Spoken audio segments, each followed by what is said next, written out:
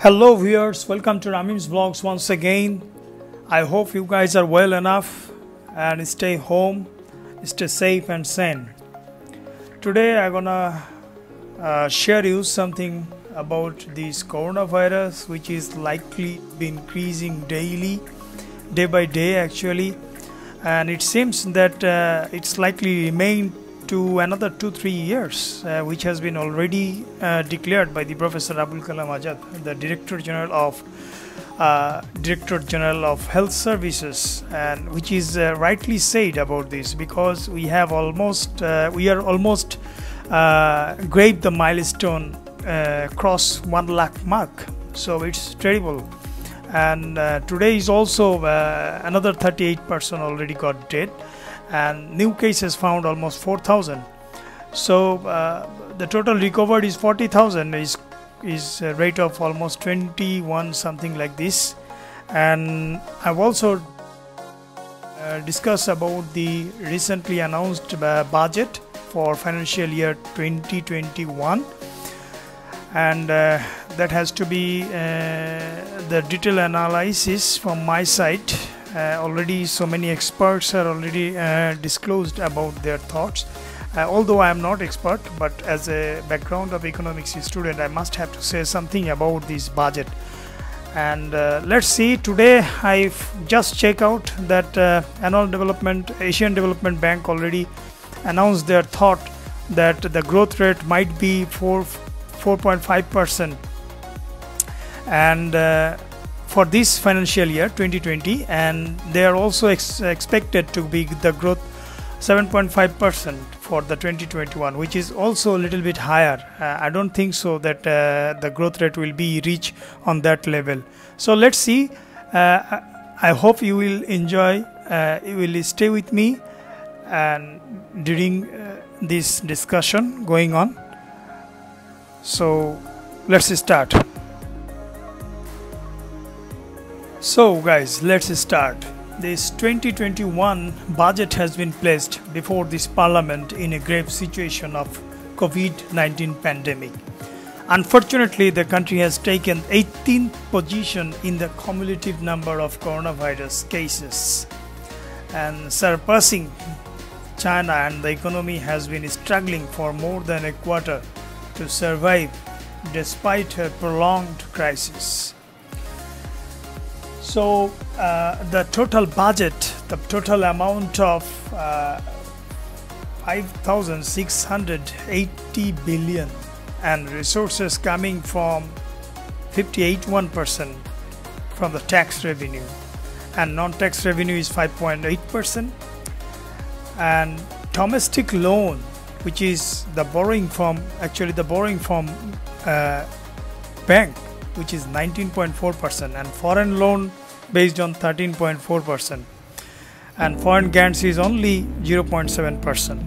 So let's check it out. Let's check out what the expert panel is saying about. There might be a need for increasing more expenditure by the government. So guys, that was the webinar, actually the expert question about the high GDP growth and the revenue target, which is which government said is 8.2% during this pandemic. Is it so? Is it expected? Is it realistic to achieve that GDP growth rate? And the total revenue is almost 378,000 crore. Is unbelievable. So one of the economists is she said, I think she belongs to CPD, yes, Dr. Fahmida Khatun. She said about the total revenue collection target is very high, and the target is 330,000 crore will be collected through the NBR, which is almost 10% higher than the previous fiscal year. So this is absolutely quite unnecessary target and quite imaginary target to achieve 8%, above 8% growth rate actually. which is not in at this moment, which is not should be the concern actually, and we don't need to think about this GDP growth, whether it is positive or negative. Let's have their thoughts again, what they have discussed right now. The second issue is that we do not need to think about the GDP growth. Yes, she has been said rightly, because across the world nowadays they are thinking about the minus or low GDP growth rate. Let's say, for example, the India, who is estimated already the minus 5% growth, and even China, they have a nominal growth. And also here in Bangladesh, the IMF already said that it could be highest maximum is 3%. So that shouldn't be the concern actually. The main concern should be the revenue mobilization. Without reform, the revenue collection system is not workable, and it's very challenging actually, very challenging. Well, then another institution, which is World Bank, and they projected that the growth comes down to 1.6%, and if that is happened, then it will be the lowest figure in 37 years in Bangladesh. So why should we concern about the high projections about the growth? And in this, after this June, is global economic prospects, if you can see that definitely there is no such things to forecast like this. The Economist Intelligence Unit they also predicted that the growth would be less than 2%.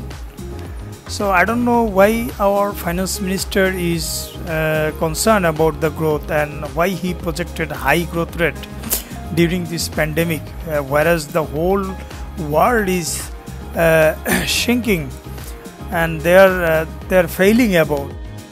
Well, let's check another scholar, economist, what he said about this. But over the question of generating incentives for productive activity, because this is both SMEs as also big entrepreneurs.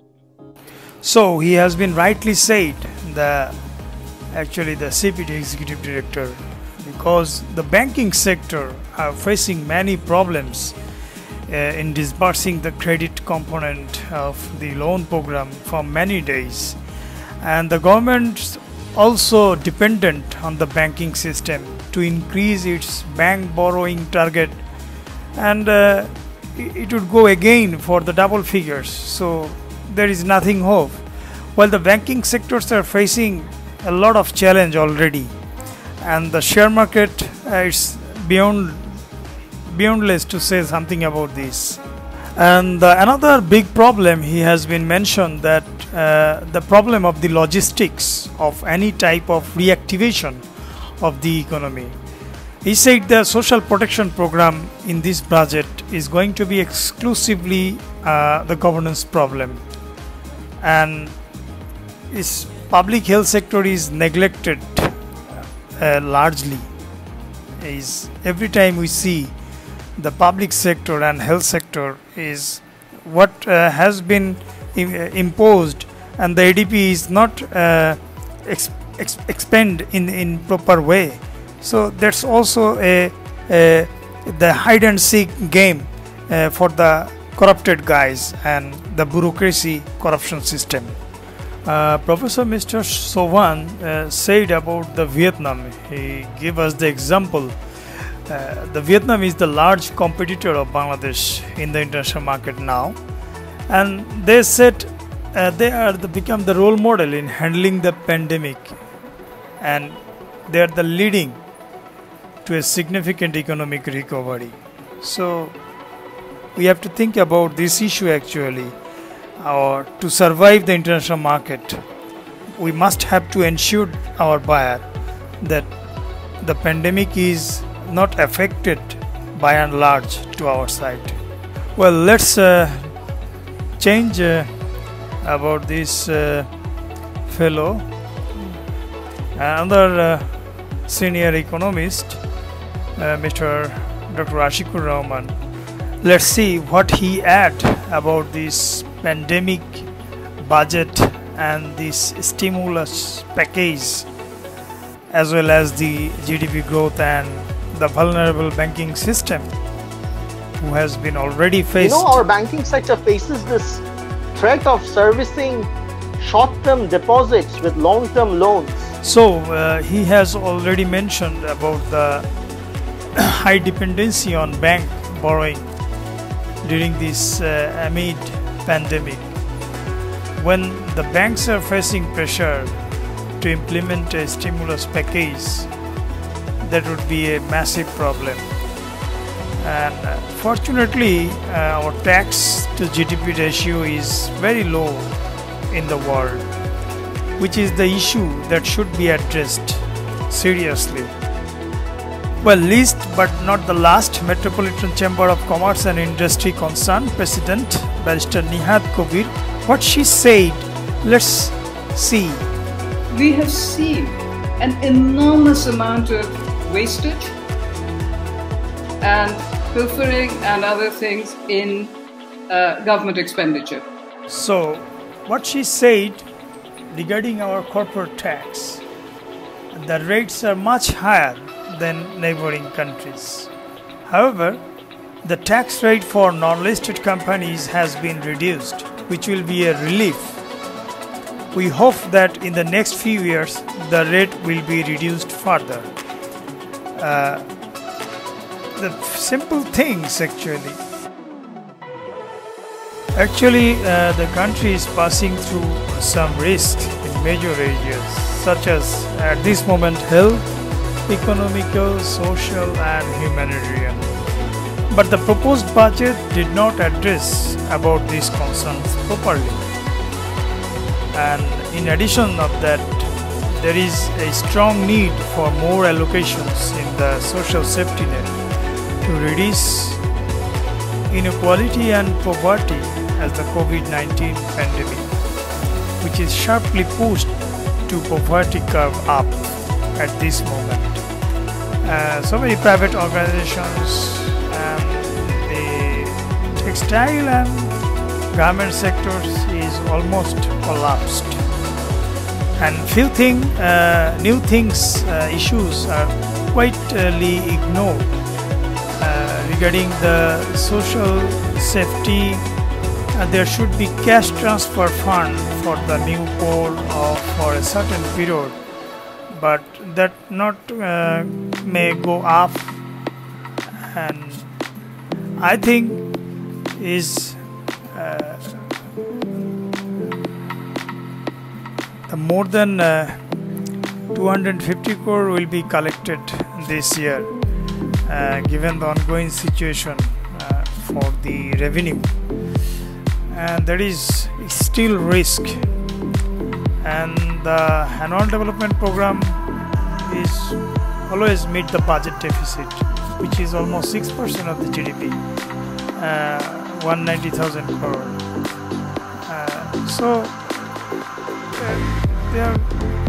This SANEM, the few South Asian network on economic modeling who are working here, this director said that targeting the high growth for financial year 2020-21, it must be a question. So this new budget actually no love for banking sector in 21 budget. The sector got slapped again with measures that would discourage large deposits, and it did not get the corporate tax reduction it had hoped for. The decision has been made that I think the 10 lakhs is the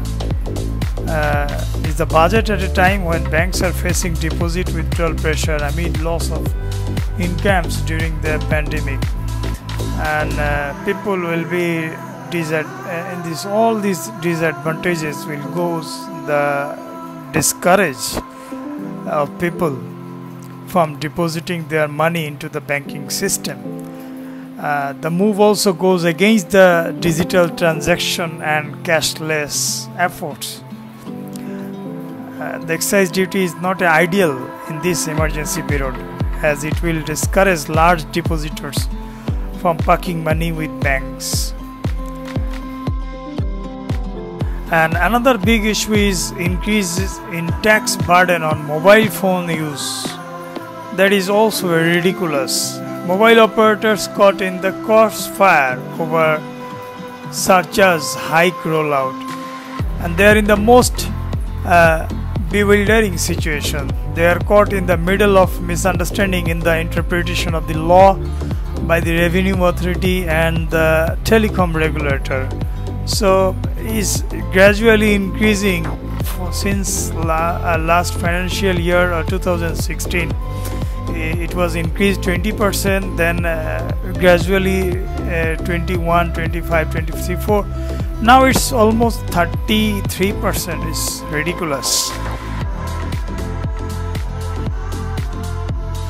Now whole thing if you cover up the segment-wise discussion, segment-wise allocation of the budget, the education gets little attention, health gets bigger focus, but details lack clearly. And government actually planning to diversify apparel export basket with man-made fiber, which is another issue in textile. And the power crisis, there is no crisis, although they mention the power and energy sector is quite okay. And post-virus period will be challenging too, which is yet not addressed. And the most important thing is every year they got the chance to the corruption at the backing budget. Now this time also proposed budget provides the unlimited scope of legalize the untaxed assets, including land, flats, cash and savings by undisclosed money holders in the new fiscal year. But I am very much concerned about this actually, how much they would get generate about this. So there is also a question. And the total budget deficit around 5.5%, increasing. It might be increasing upcoming days. And they also think about the money laundering and the tax evasion, which is also very much awful about this moment. And withholding tax on export, that must be reduced actually. The proposal to reduce the rate of withholding tax and export proceed as a part of extending overall support to the export sector. And Finance Minister Mr. Mustafa Kamal in his budget speech in the Parliament, the export of goods and service including RMG have faced a downturn due to the outbreak of this COVID-19 pandemic. So the rate of withholding tax, it must be reduced and extended overall support to the export sector. That is the good one, but although it's 1% and it has been must be reduced as per the SRO. Actually, the scopes for untaxed money investment have never benefited in the economy. Increase investment or help revenue collection to reach target, rather it has pampered illicit means to accumulate wealth and question the government anti-corruption stance. The declaration of zero tolerance towards the corruption and providing scopes for whitening black money and laundered money actually contradictory. Is defaming the commitment of the our Honorable Prime Minister as well, because the Finance Minister Mustafa Kamal said in his speech that the proposed provisions will be highly effective in curbing money laundering and tax evasion caused through acts of under-invoicing, over-invoicing and false declaration of investment. So 50% tax will be levied on proven amount of over-invoicing or under-invoicing, or on proven amount of false declaration of investment, according the proposed provision actually. So let's see what happened, because tax levied on invoicing, false declaration and investment is going on so many years after years. And recently also the NBR authority made it mandatory for submission of bill of entry, a written account of imported and exported goods, to customs within 5 working days of the arrival of the goods at the port. The rule has been imposed to speed up clearance of imported goods and ease congestion at ports, particularly at the Chattogram seaport, which handles about 90% of Bangladesh annual's 100 million overseas trade. And the measure slapped for the first time came in the Finance Bill 2020 placed by Finance Minister at the Parliament last Thursday, along with the budget proposal for the next fiscal year. The new rule became effectively straight away. So it's another problem. I hope another problem will be faced, the importer as well as the clearance and forwarding agents. So it means that importers whose import consignments arrived later will have to furnish a bill of entry within the next newly fixed time limit.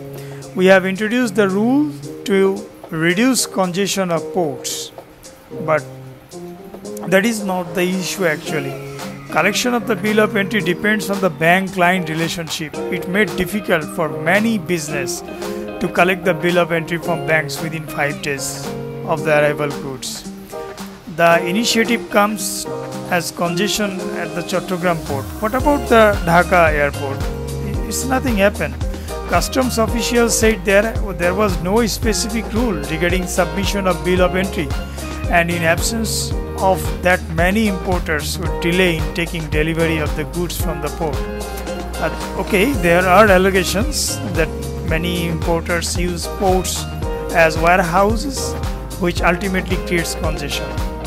Besides, there are also allegations that a racket of duty avoiders and leave imported items at the port waiting to find a convenient time to take the release of the goods.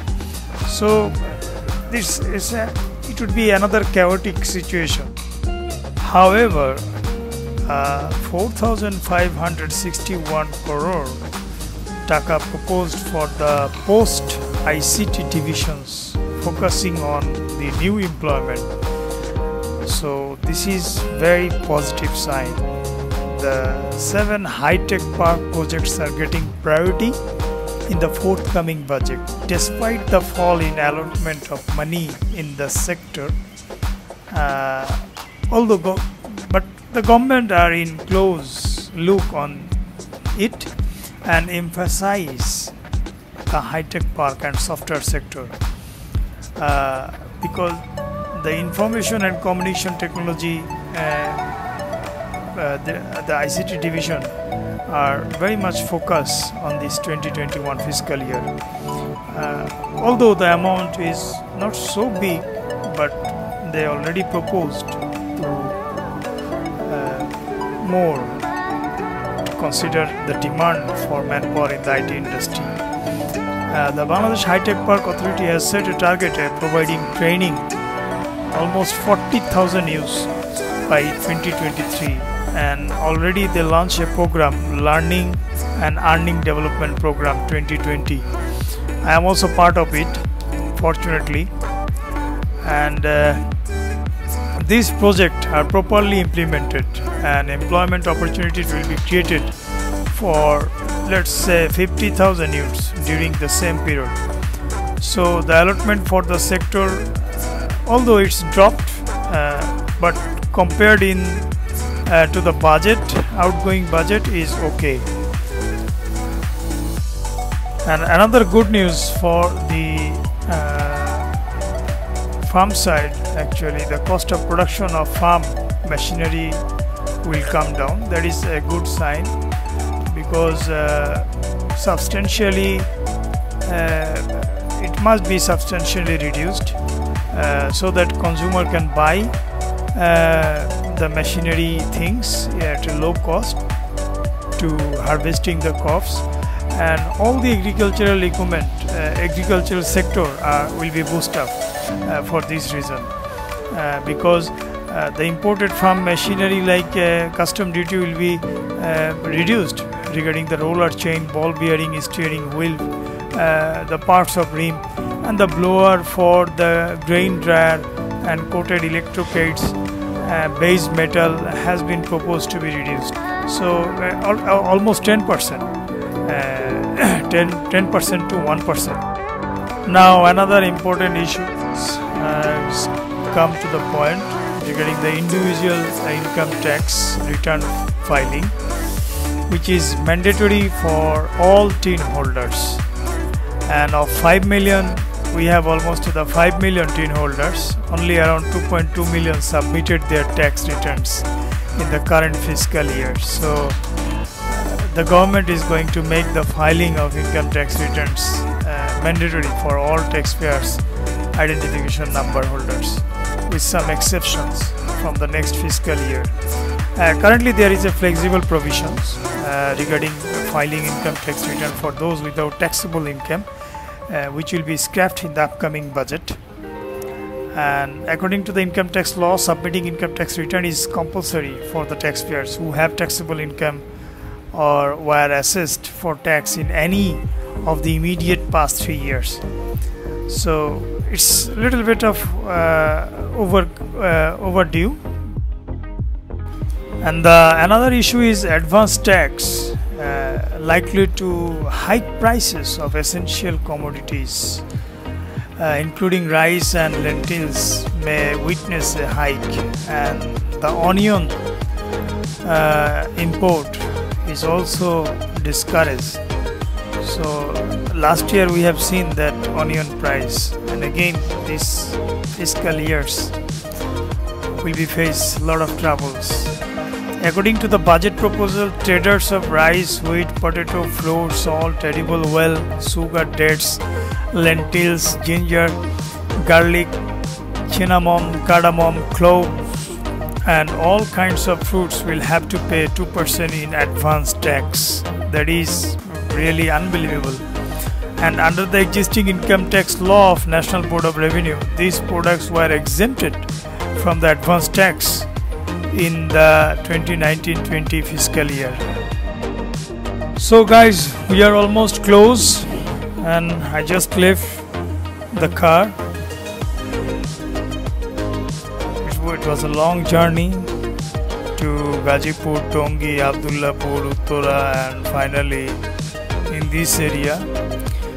So if you would like to conclude me about this proposal of this budget 2020, I would say have tried to achieve a fine balance between boosting the economy and maintaining the budget deficit, coming at a time when the global economy is starting at a slowdown.